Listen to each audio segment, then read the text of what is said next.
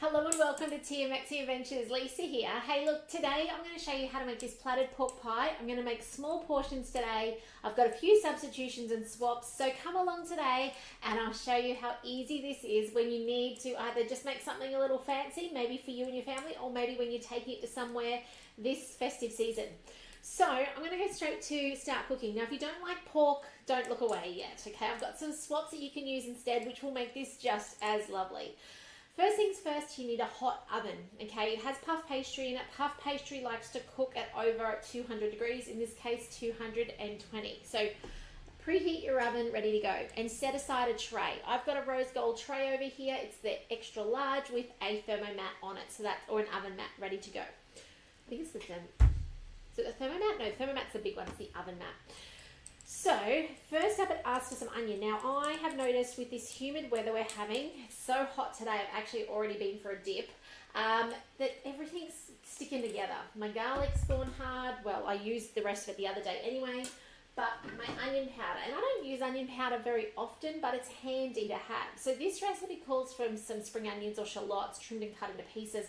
Typically, I chuck in like half a purple onion.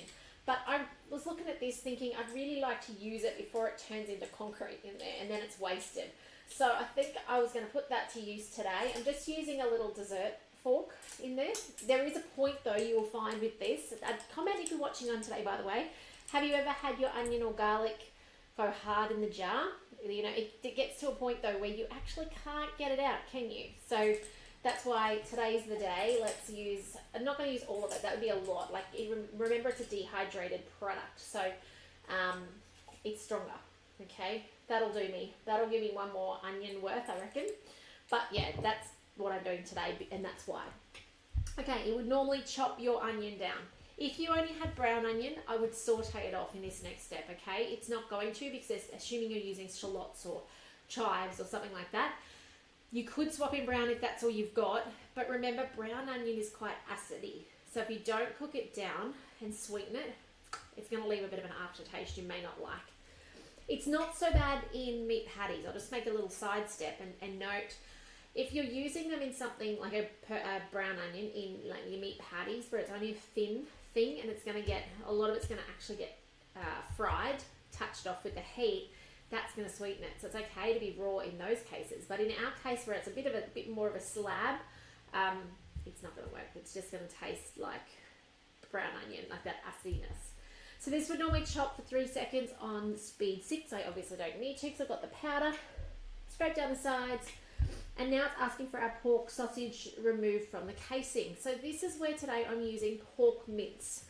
Good old-fashioned, straight from the supermarket mince. Now, if you don't do pork, you could chuck in at this point in time some chicken breast. Diced up into chunks, and you could use turbo 3 times to make your own mince. If you want to use rump, you could do it exactly the same, okay? If you've got mince, chicken mince, beef mince, a combination, lamb mince, you could certainly use anything at this point in time. You could empty out your favorite sausage mix. You could literally pull it out of the casing into this. I'm just using pork mince, okay? Simple as that. Obviously, when it's an ordinary type one like I am, you want to make sure you've got the spices that it's calling for in a moment because you want to give it a bit of flavour. If you don't have those spices, then it's going to be lacking like what you would normally have in your sausages, yeah? So I'm just chucking this in chunks. If you chuck it in its big slab, and by the way, I do have more than required. I've got 800, but that's fine. That's what I'm going to use it like that. If I leave it left over, it'll never get used, and then it goes to waste. And I hate nothing more than wasting food. And I'm going to talk about food wastage in a second, actually, because today I'm using puff pastry that's pre-board, and I'm going to talk to you about why I actually don't like using puff pastry pre-bought, but we'll get to that in a second, and why I prefer to make it, but I had some, it needed using, it's not in great shape, and we'll talk more about that in a sec. Okay, so then that goes 1 teaspoon of dried thyme. I do have dried thyme, but next up it calls for parsley. I didn't have dried parsley, I only had fresh, so I'm going to chuck that in. If you didn't have dried thyme, dried parsley, chuck in some mixed herbs, okay, or Italian herbs, whatever you've got. As I said, particularly important if you're not using, like I'm using straight mince. It's not a sausage mince that's coming out with, it's already got, you know, things packed in it. There's that parsley. 20 grams of Worcestershire sauce.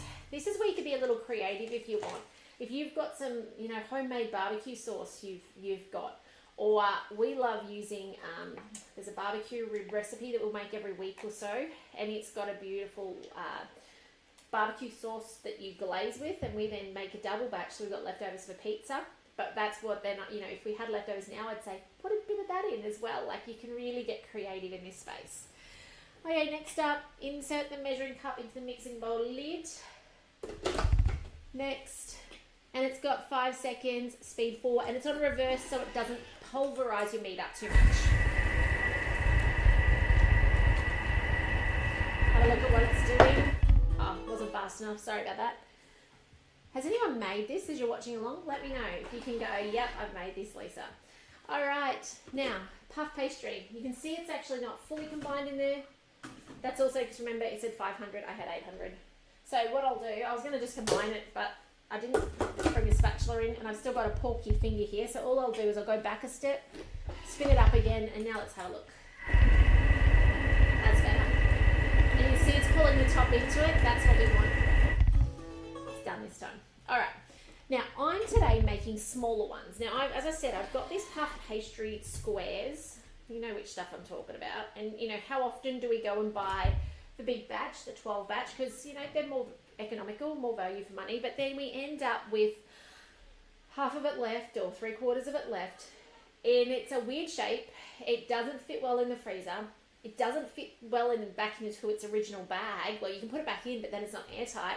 And then you've got nothing to keep it like airtight in, so then it goes stale. So if I look at the outers of these, they've all gone stale.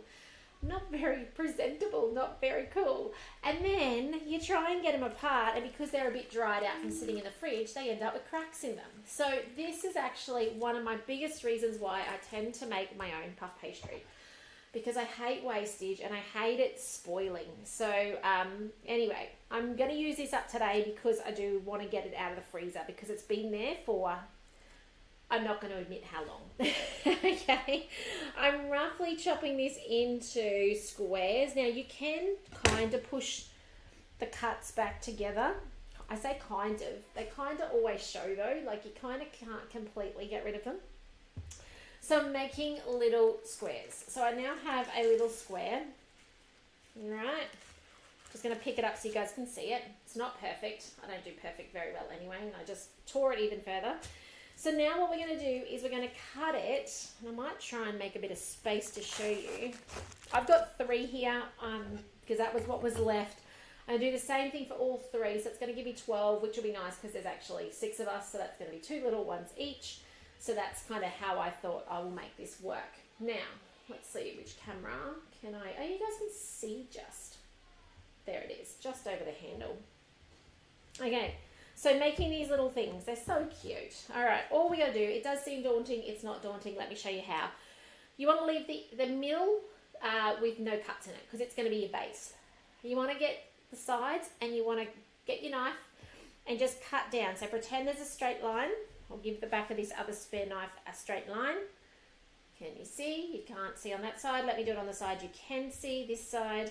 And then we're just gonna do this. We're gonna go cut, make sure you cut all the way through. Cut.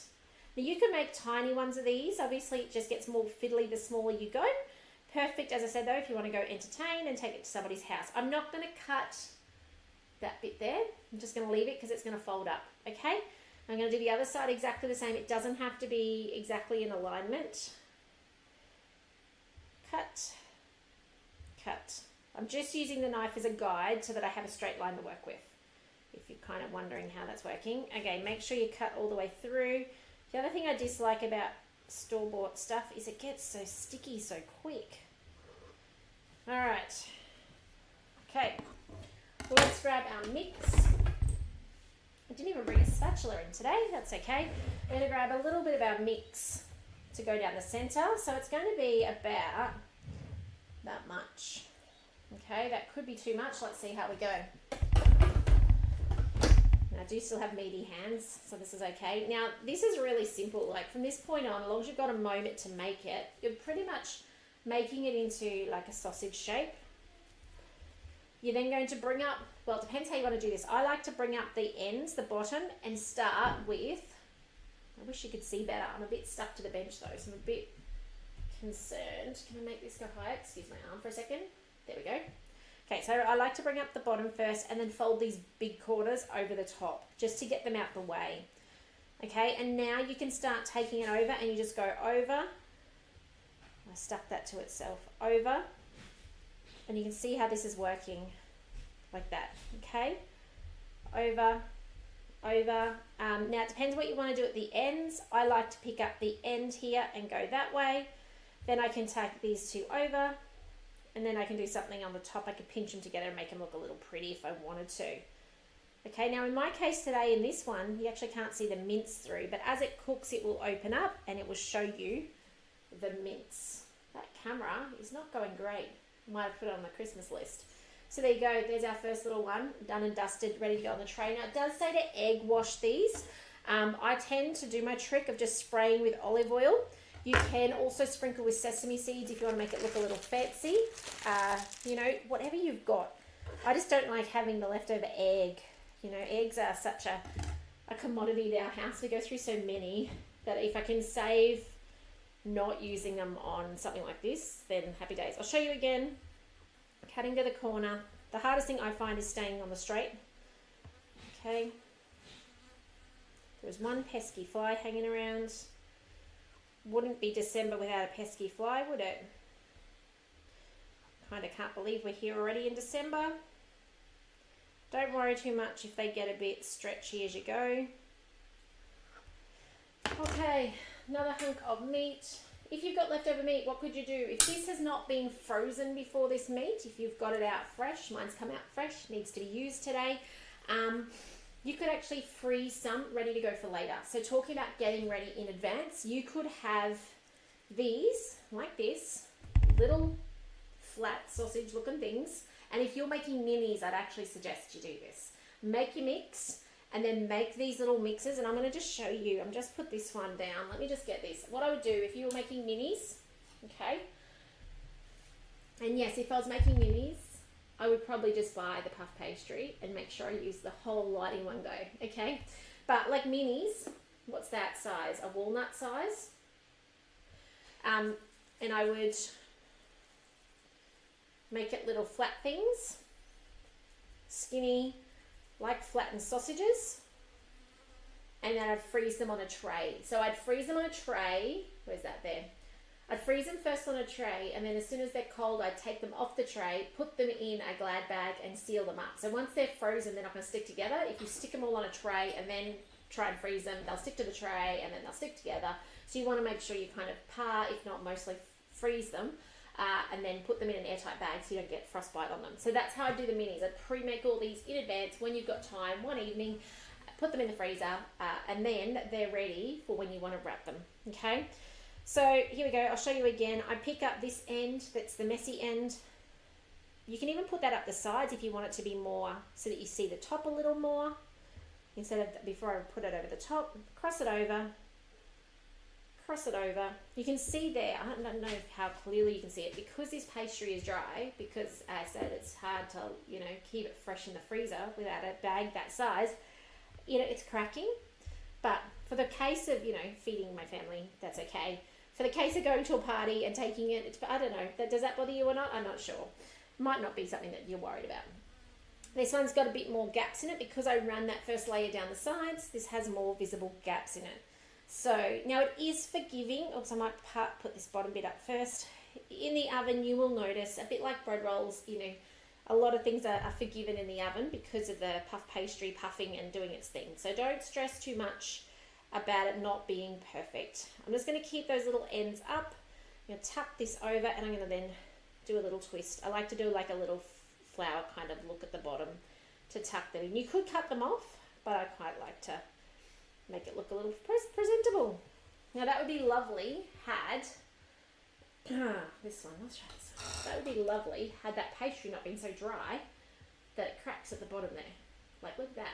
There you go. So anyway, there's what you can do with our big pork plat if you'd like to make it so that it's little size, made in advance, taken to somebody's house, served up. You know, by the way, the Thermo server I saw in the mix shop today. It's an oval, it's black, but you know what? Taking these warm to someone's house, just put yourself a washer or some paper towels on the bottom, put the hot ones fresh out of the oven in, put another paper towel on top, put your lid on. Everyone's gonna rave about your pork plaited pies at the Christmas events this year. So that's it from me today. I'm gonna make the other ones here off camera. I will take a photo of the final product so you get to see it, but I hope you're well. Let me know if I can support you with anything regarding your Thermomix. By the way, just so that you know, it cooks for, let me have a look how long. It does step you through how to do that. 220 degrees for 20 minutes, okay? Remember to egg wash or olive oil spray the tops. If you want a sesame seed, you can sesame seed it. That also hides all sorts of impurities on top. You know, if it has been really dry, your pastry, and you're like, oh, this is not looking great, you can actually, sesame seeds covers everything. So yeah, this will only take about 12 minutes. Mine is so much smaller, so 10 to 12 minutes. And if you've got little minis, they're going to be about 8 to 10 minutes. Okay, but otherwise, I hope you've enjoyed. I can't wait to see what you're making in your Thermomix. Don't hesitate to reach out as you need support. I do love to hear from you. And otherwise, have a fantastic day. I'll be back with another video soon, helping you get more out of your Thermomix. Take care, and I'll see you then. Bye for now.